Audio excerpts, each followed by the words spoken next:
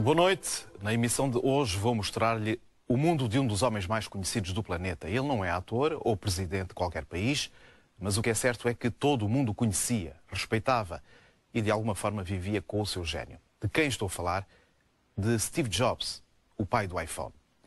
E curioso é perceber que este homem que nos colocou nas mãos tantos objetos tecnológicos como os computadores, o iPad, o iPod, curioso dizia eu, é saber que ele não inventou nada, ele não era engenheiro, não era um especialista informático, não era um cientista, e então porquê é que ele se transformou num símbolo da inovação tecnológica? Porque Steve Jobs tinha um dom, o de perceber antes de todo o mundo quais os aparelhos que podiam mudar o nosso dia-a-dia. Esta noite vai perceber como a vida nem sempre lhe sorriu. Ele chegou a ser despedido da própria empresa que criou, a Apple. Jobs teve vários sonhos falhados, mas nunca desistiu. Na sua vida há um nome fundamental para o seu percurso. Esse amigo era sim um especialista, um informático, um cientista que o ajudou a realizar grande parte dos seus sonhos. Chama-se Steve Wozniak.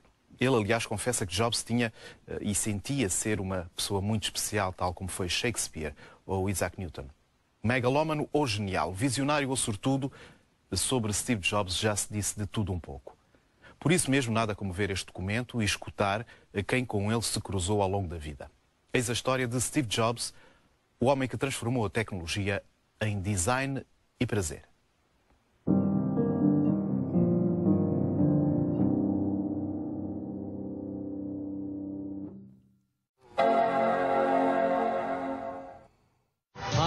I'm Steve Jobs. Podem não acreditar, mas Steve Jobs não inventou nada. Não era engenheiro, nem craque dos computadores, nem cientista. Contudo, sem ele não existiria o Macintosh, nem o iMac. Ninguém teria ouvido música no iPod, nem teria telefonado com o iPhone. E é claro, ninguém teria navegado na net com o iPad. Jobs não inventou os seus produtos, mas percebeu antes de todo o mundo que eles mudariam as nossas vidas. Take a look at the screen, and I can move the screen with just a touch. The coolest thing about iPod is that your entire music library fits in your pocket. A phone and an internet communicator. This is one device, and we are calling it iPhone. And here we are, right at the New York Times. You can see how fast it is. Ele apresentava cada novo produto como uma visão do futuro e tornava tudo bastante apetecível. Era um visionário, um patrão incrivelmente carismático e possuía excelentes dotes de comunicação. Mas era igualmente autoritário, impiedoso e megalómano. Steve Jobs envisions himself as one of the great cultural or political world leaders of our time. There are a few special people in the world, the Shakespeares. E a BBC apresentou como corretor da bolsa que sonhava com uma recessão para fazer mais dinheiro. Sabe-se agora, afinal, não é corretor, é um pequeno investidor. Como é que este autodidata, com um sentido do seu próprio valor tão desenvolvido, conseguiu erguer uma das maiores empresas do seu tempo? A vida de Steve Jobs é, acima de tudo, uma história de um homem que queria dominar o mundo através das tecnologias de informação. Um mundo cruel, sem restrições. Steve Jobs nasceu a 24 de fevereiro de 55, em São Francisco, Califórnia. As coisas não começaram nada bem para ele, pois os seus pais biológicos abandonaram-no à nascença. A mãe, solteira e estudante, e o pai, um jovem professor de origem síria, não podiam criá-lo, e ele acabou por ser adotado por Paul e Clara Jobs, um casal americano da classe média que não tinha tido oportunidade de estudar. Os Jobs decidiram, ainda assim, dar tudo por tudo para mandarem Steve para a universidade.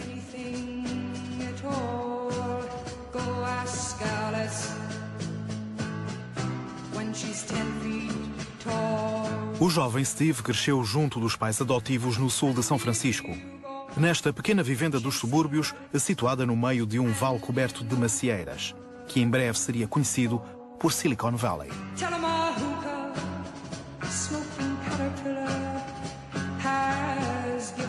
Nessa altura, os computadores ainda davam os primeiros passos. Steve não era um bom aluno, aborrecia-se facilmente. Um assunto despertava o seu interesse, a eletrónica. Mas o rapaz não era nenhum gênio. Kind of an amateur, hobbyist, tinkerer, enthusiast in electronics, but he wasn't a brilliant, accomplished mind in the technical aspects. Steve Jobs pode não ter sido um gênio, mas tinha os amigos certos. Um deles, em especial, o seu vizinho, Steve Wozniak, que era 5 anos mais velho. Ambos partilhavam uma paixão pela eletrónica, com uma diferença. Steve Wozniak era um menino prodígio. Encontramos o antigo cúmplice de Jobs, Steve Wozniak, na sua casa no confortável bairro de Los Gatos, na Califórnia. Ele recorda-se de passar horas sem fim da sua juventude a fazer coisas, a imaginar toda a espécie de sistemas eletrónicos e não saía nada mal. There comes the Z. I was so excellent.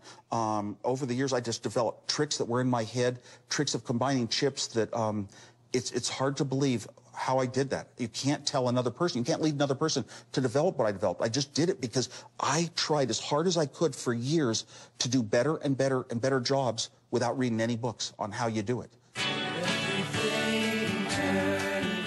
Os sucessos do passado ainda conseguem maravilhar Steve Wozniak. E com razão. Ele sempre esteve na vanguarda, era um gênio. Aos 3 anos já conseguia ler e aos 7 construiu o seu próprio rádio. Com 13 anos já sabia muito de eletrónica. Ao longo da adolescência, criou invenção atrás de invenção, a maior das quais foi a caixa azul, o primeiro telefone que permitia fazer chamadas telefónicas de graça para o mundo inteiro.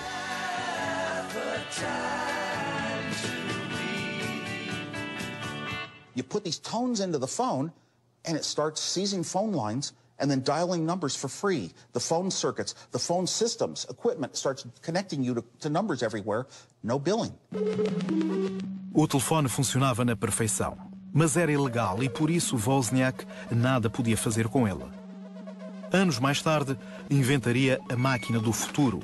Aqui está ela, esta caixa de madeira, feita com materiais de recurso.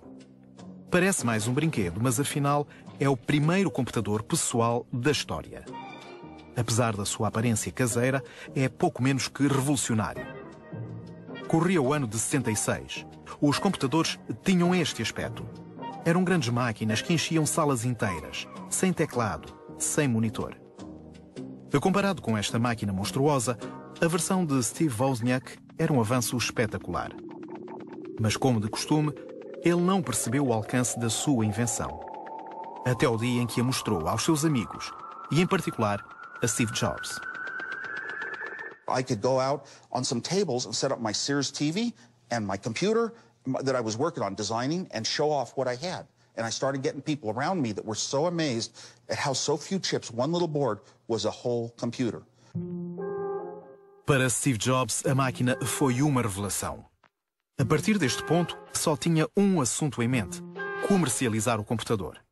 Steve Wozniak relembra a feroz determinação do seu amigo de 21 anos. But we didn't really have the idea to sell it. When Steve Jobs said, let's sell it, and I said, we may not make our money back, and he said, that's okay, we'll have a company. E Steve Jobs já tinha imaginado o pequeno detalhe que faria toda a diferença. He came up with the name Apple Computer, and what an amazing name. Apple. De onde tinha surgido esta ideia? Steve Jobs tinha sido bastante influenciado pelo movimento hippie, bem como por uma viagem que efetuara à Índia. No início dos anos 70, Steve partilhava os ideais da geração que queria mudar o mundo. Movimentos de protesto, música, drogas, ele experimentou isso tudo. Para se divertir, o seu grupo de amigos reunia-se numa quinta, comiam maçãs. Dan Cott recorda-se bem.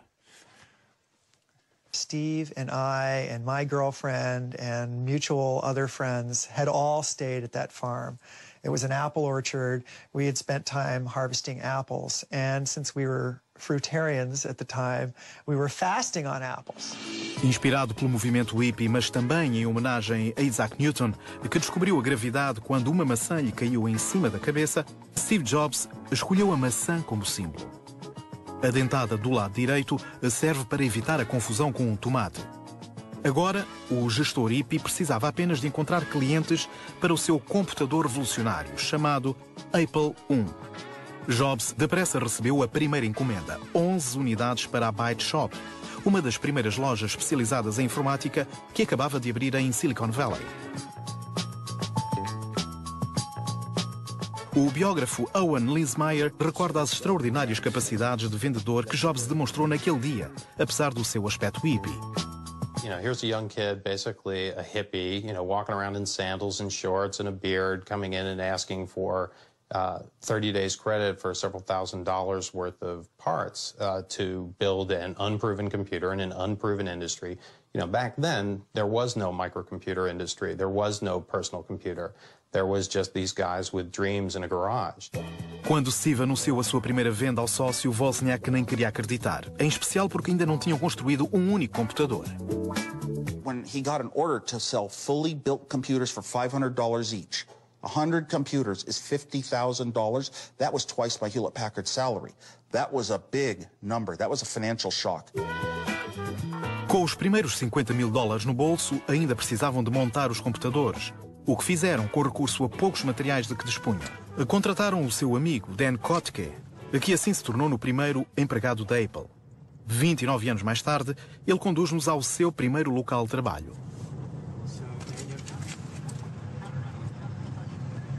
This is Cupertino. We are almost here.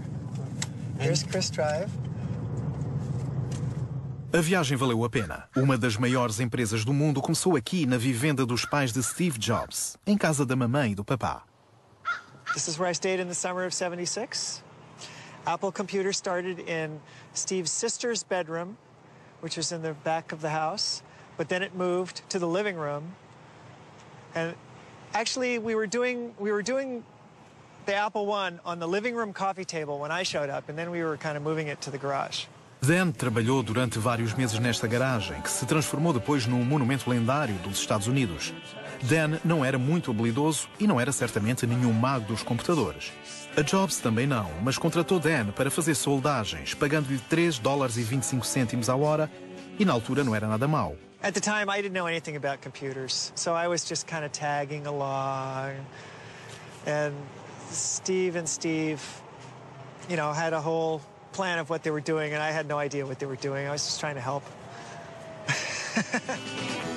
Os seus produtos eram manufaturados numa garagem. Tinham gestores hippies. Os primeiros passos da Apple foram um pouco bizarros. Mas o computador Apple I recebeu críticas favoráveis e no espaço de alguns meses a empresa vendeu 200 unidades. Nada mal para um equipamento que até hoje se destina apenas aos entendidos das tecnologias. O Apple I tem um aspecto básico e é vendido sem monitor, o que significa que os seus utilizadores têm de o ligar a um aparelho de televisão. Para o operarem, têm de possuir conhecimentos de informática e têm de ser habilidosos. The Apple I you cannot call a personal computer. And here's why. You had to be a technician to buy one of those. You had to know how to hook wires according to some diagrams on a sheet of paper. You had to learn how to hook up some monitor or get a signal into your own TV set. You had to figure out how to buy some transformers to get voltages into the computer. And so it was a little bit, you had to know some things to build it. Steve Jobs depressa percebeu que uma clientela de informáticos e curiosos não era suficiente. Ambicionava vender computadores ao grande público. Assim, pediu a Wozniak para refinar a sua invenção e torná-la mais acessível. Wozniak deitou mãos ao trabalho e semanas mais tarde nascia o Apple II. What's in here is all of the code that was in an Apple II that made it operate. All this code without a single bug. So you must be pretty proud of yourself. I don't know how I did it. I never do that again. Yes, I am proud. I'm proud of what that was. Yeah. Wozniak não sabe como conseguiu, e Steve ainda menos. Mas tem algo que os outros não têm: visão. Em primeiro lugar, tem tudo a ver com o design. O Apple II perdeu aquele aspecto de feito em casa. Possui um invólucro de plástico e traz um monitor e um disco. Jobs transformou uma máquina obscura num objeto de consumo de massas. So the Apple II was revolutionary in that it was the first computer of the time, the personal computer of its time, that was a complete computer, that was ready to go out of the box. It was really a consumer device. Agora resta convencer as famílias americanas a adquirirem este futuro produto para as suas casas. Steve Jobs tem a resposta para isso: publicidade. Esta é a primeira campanha do Apple II, figura no coração da vida familiar. No conforto da sua cozinha, o feliz possuidor de um Apple II pode verificar as cotações das suas ações. No final dos anos 70, isto ainda pertencia ao domínio da ficção científica. É aí